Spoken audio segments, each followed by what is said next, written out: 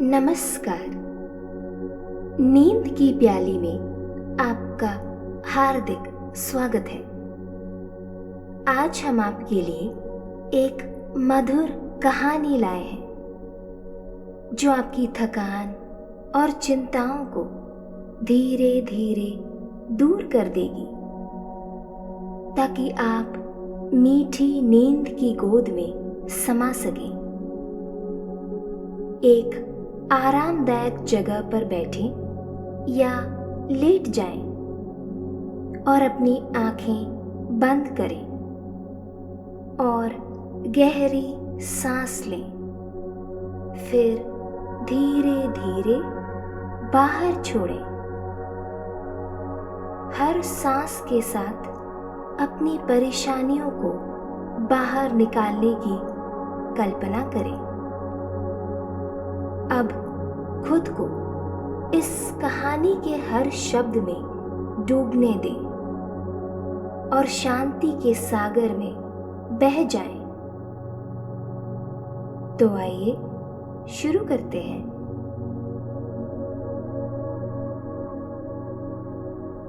मैं अपनी दादी नानी की जादुई कहानियां सुनते सुनते बड़ी हुई हूं।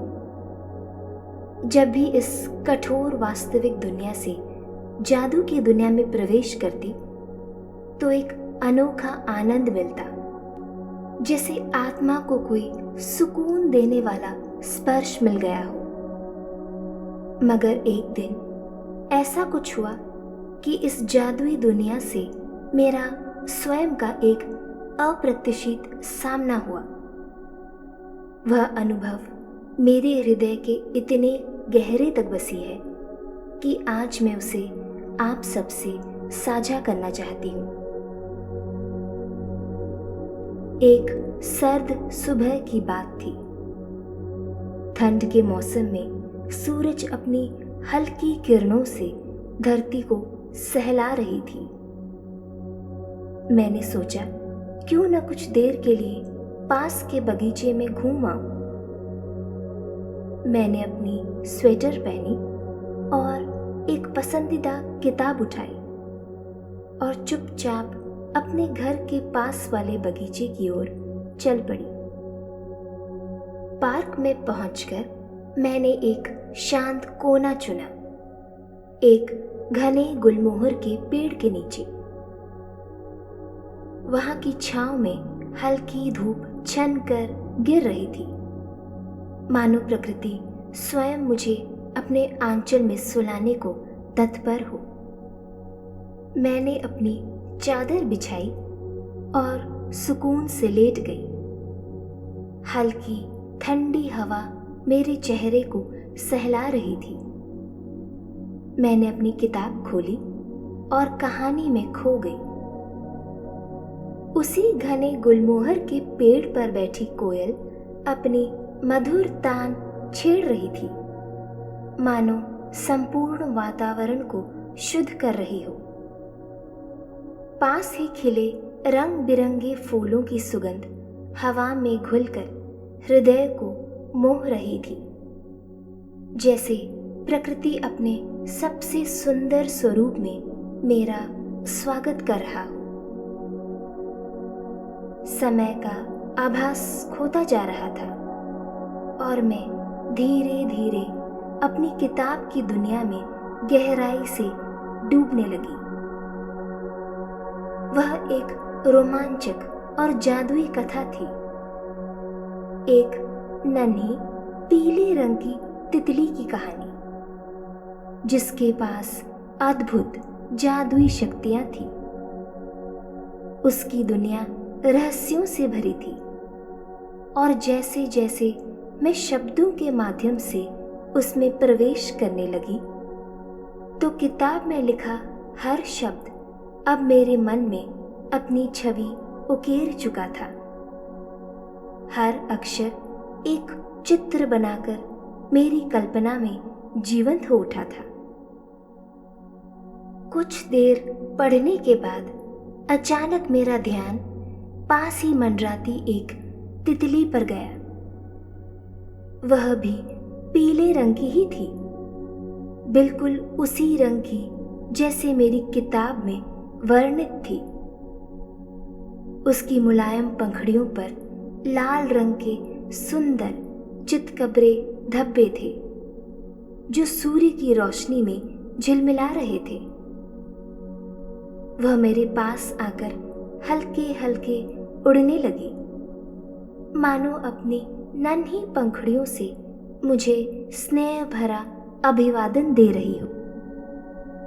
कुछ क्षणों तक मैं उसे अपलक निहारती रही और फिर मेरे मन में एक अजीब सी हलचल हुई।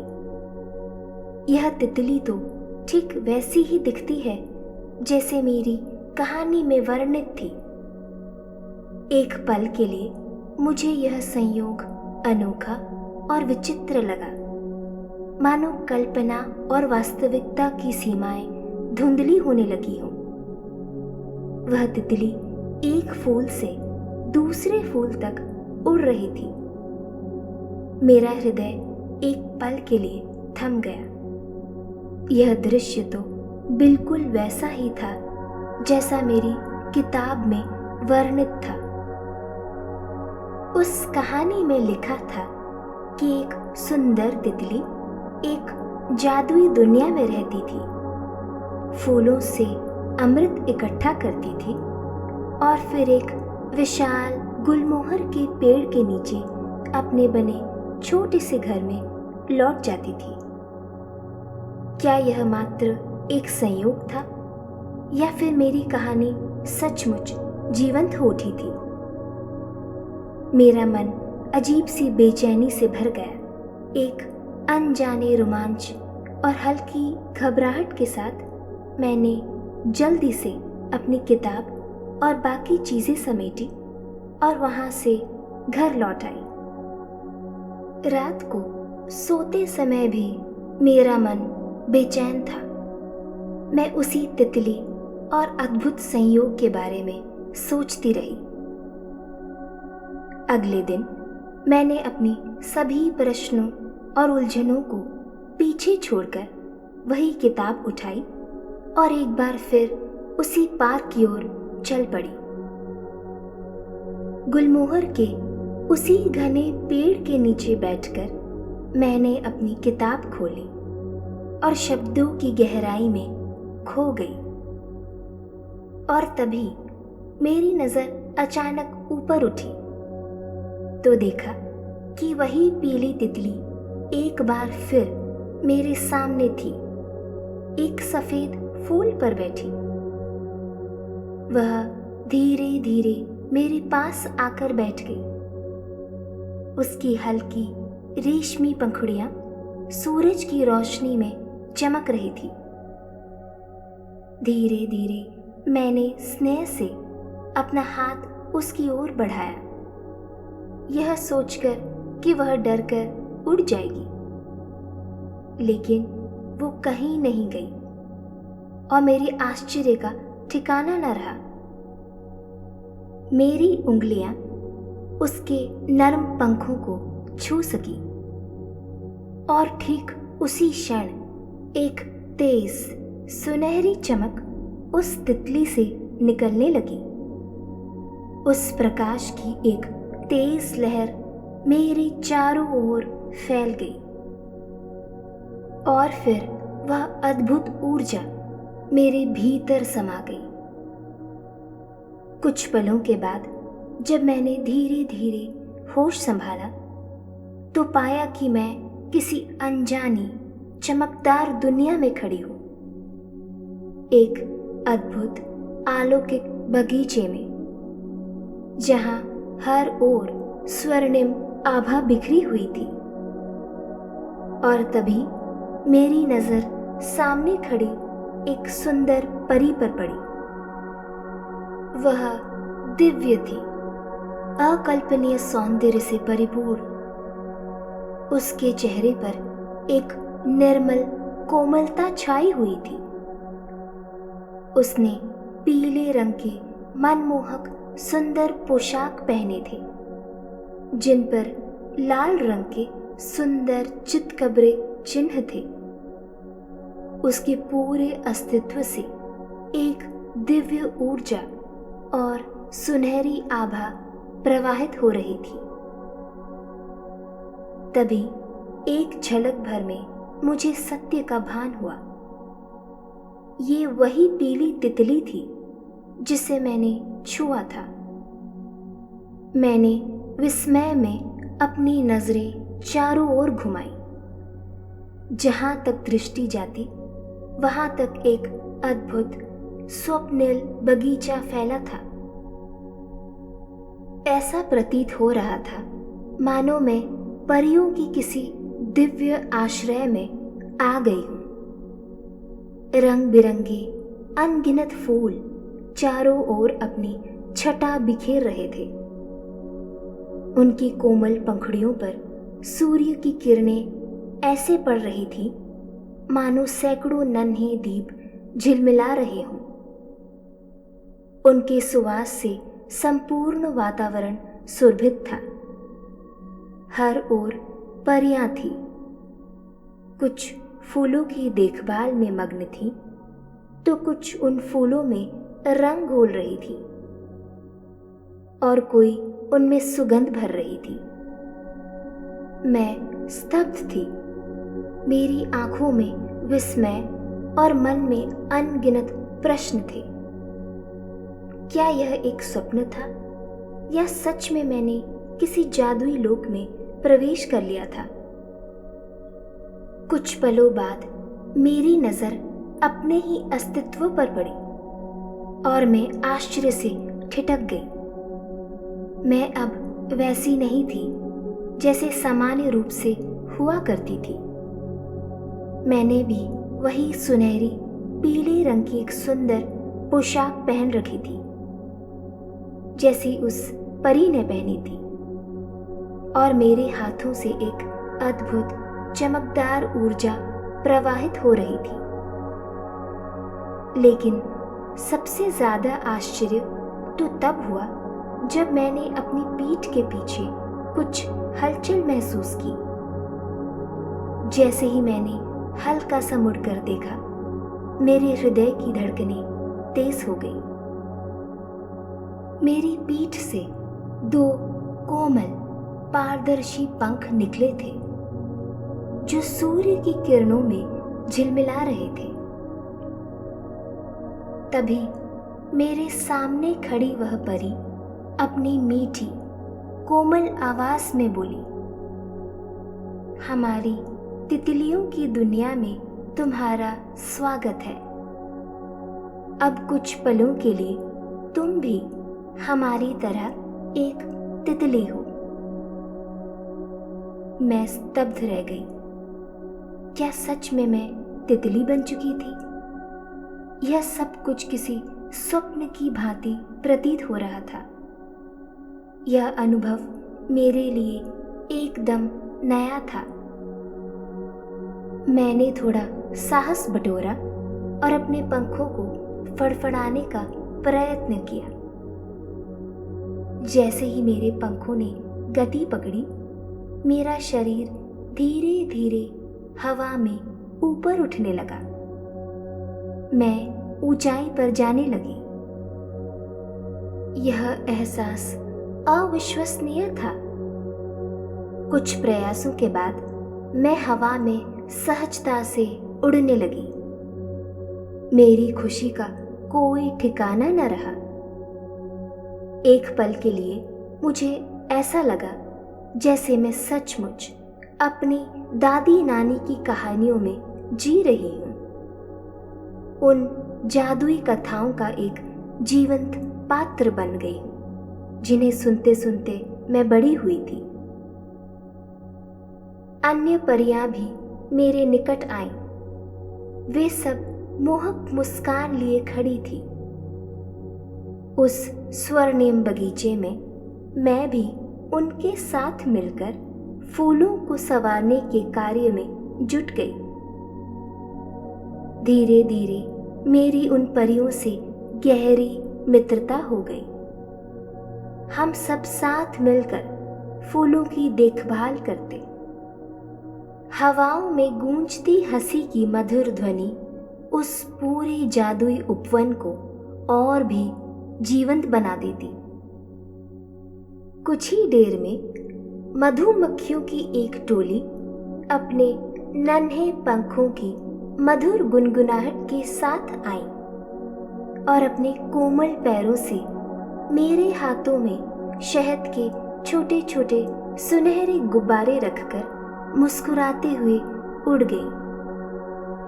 शहद की वह बूंदें इतनी मीठी और सजीव थी मानो उनमें स्वयं प्रकृति की ममता समाई हो। किंतु अचानक मेरे मन में एक व्याकुल करने वाला विचार उमड़ पड़ा। क्या मैं अब सदा के लिए तितली बनकर ही रह जाऊंगी? क्या मैं अपनी दुनिया में कभी लौट नहीं पाऊंगी? मेरा परिवार, मेरा घर, क्या यह मुझसे सदा के लिए बिछड़ चुका है? यह विचार आते ही मेरे हृदय में हलचल मच गई। उनमें से एक परी ने मानो मेरे मन की व्यथा को पढ़ लिया। वह कोमल मुस्कान के साथ आगे आई और ममतामयी स्वर में बोली, घबराओ मत, तुम अपनी दुनिया में अवश्य लौटोगी। इस जादुई लोक में आने का सौभाग्य केवल विरलों को ही प्राप्त होता है। उसके शब्दों ने मेरे मन को शांति प्रदान की। मैंने एक गहरी सांस ली, मानो कोई भारी बोझ उतर गया हो। किंतु जाने से पहले परी मेरे पास आई और उसने एक विशेष उपहार मेरी हथेलियों पर रख दिया। एक सुंदर चमकदार नीले रंग का फूल, जिसकी पंखुड़ियां किसी दिव्य प्रकाश से जगमगा रही थी। उसकी सुंदरता मंत्रमुग्ध करने वाली थी। मैं उसे अपलक निहार रही थी कि परी ने मुस्कुराते हुए कहा, यह हमारे दिव्य लोक की ओर से तुम्हारे लिए है। यह तुम्हें सदैव हमारी याद दिलाएगा। फिर परी मेरे पास आई और अपना कोमल हाथ आगे बढ़ाया। जैसे ही मैंने उसका हाथ थामा, एक दिव्य प्रकाश मुझ पर छा गया। मेरी आंखें उस उज्जवल आभा से स्वयं ही बंद हो गई। थोड़ी देर बाद जब मेरी आंखें खुली तो स्वयं को उसी गुलमोहर के पेड़ के नीचे पाया। मैं वहीं थी जहां बैठकर मैंने अपनी कहानी पढ़नी शुरू की थी। आसपास सब कुछ वैसा ही था। बगीचा एकदम शांत था। बस पत्तों की सरसराहट और पक्षियों की मधुर चहचहाहट गूंज रही थी। मेरी आंखें बोझिल लग रही थी और ऐसा प्रतीत हुआ मानो मैं पुस्तक पढ़ते पढ़ते सो गई थी। तो यह सब कुछ एक स्वप्न था। मैं असमंजस में थी। सब कुछ कितना वास्तविक प्रतीत हो रहा था। वे परियां, वह अद्भुत बाग, मधुमक्खियों का शहद और मेरा स्वयं एक परी बनकर उड़ना। तो क्या यह सब एक भ्रम था? पास रखी पानी की बोतल उठाकर मैंने कुछ घूंट पिया और स्वयं को स्थिर करने का प्रयास किया। स्वाभाविक है, यह सब कुछ एक स्वप्न ही तो था। वास्तविकता में भला तितलियों की कोई जादुई दुनिया थोड़ी होती है। शायद उस रोमांचक पुस्तक को पढ़ते पढ़ते मेरी आंख लग गई थी और मैंने स्वयं को उसी कहानी में आत्मसात कर लिया। मैंने अपनी किताब और अन्य सामान समेटा और घर लौट गई। रात को सोने से पहले मैंने फिर से अपनी पुस्तक की कुछ पन्ने पलटने का विचार किया। जैसे ही मैंने पुस्तक खोली, उसमें से एक सूखा नीले रंग का फूल मेरी गोद में आ गिरा। मैंने उसे उठाकर ध्यान से देखा। जैसे ही मैंने उसकी पंखुड़ियों को छुआ, मेरे भीतर एक सिहरन दौड़ गई। यह वही फूल था जो मुझे परियों ने दिया था। मैं निशब्द रह गई। क्या इसका अर्थ यह था कि मेरा जादुई लोक का अनुभव सत्य था? उत्तर स्पष्ट था। हाँ, मैं उस अद्भुत दुनिया में गई थी और उसका प्रमाण था यह दिव्य फूल जो अब भी मेरी हथेलियों में था। कभी कभी हमारे हृदय की पवित्रता और कल्पनाओं की उड़ान हमें उन जादुई लोकों तक पहुंचा देती है जहां केवल विश्वास की रोशनी ही प्रवेश पा सकती है। जो प्रेम, कोमलता और सौंदर्य को सच्चे मन से देख पाता है, उनके लिए यह संसार भी किसी जादुई दुनिया से कम नहीं होता।